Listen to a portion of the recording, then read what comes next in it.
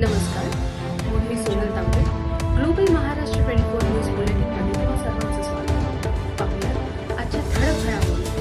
फक्त ग्लोबल महाराष्ट्र 24 वृत्तवाहिनीच्या आपल्या हक्काचे विचार मागितलीच नाही किंवा तसा प्रस्ताव दिला नाही. मी सांगितलं ना की महाराष्ट्रातल्या जनतेनं आता विचार करण्याची गरज आहे की सत्ताधारी पक्षाला किती मॅन्डेट द्यायचा, किती त्यांचे आमदार निवडून द्यायचे.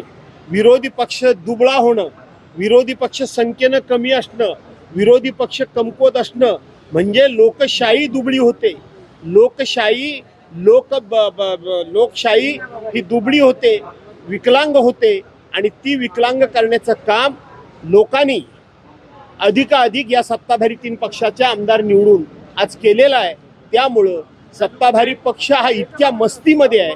एवढं नुकसान होऊन सुद्धा जर केंद्र सरकारच म्हणत असेल की आमच्याकडे प्रस्ताव पाठवला नाही, तर हे सरकार शेतकऱ्यांचं मारक आहे, शेतकऱ्यांच्या विरोधक आहे आणि सरकार खूप मोठ्या मस्तीमध्ये. उद्धव ठाकरे कोरेगाव भीमा आयोगासमोर हजर राहिले नाहीत, त्यामुळे त्यांच्या विरोधात अटक वॉरंट जारी करा अशी मागणी प्रकाश आंबेडकरांनी केली. मला माहित नाही, या संदर्भामध्ये मला काहीच माहित नाही. या निवडणुकीमध्ये 20 नेत्यांवरती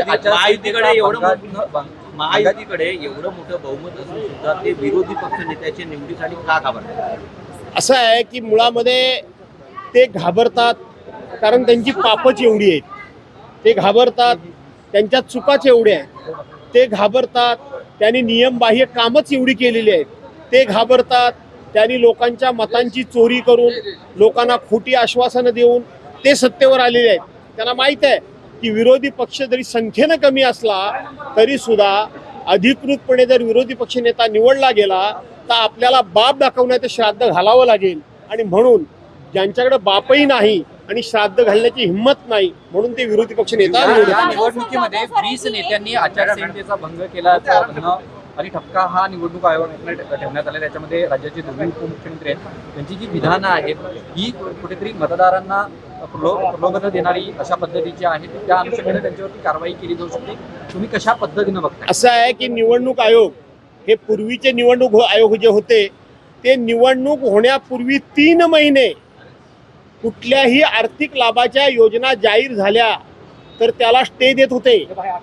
कोण मतदाराला आर्थिक लाभाच्या योजना जाहीर करून त्यांचं मतदान आपल्या पारड्यात पाडण्याचं किंवा त्यांचं मतपरिवर्तन करण्याचं जर योजना जाहीर झाली तर निवडणूक आयोग त्याला स्टे देत होता.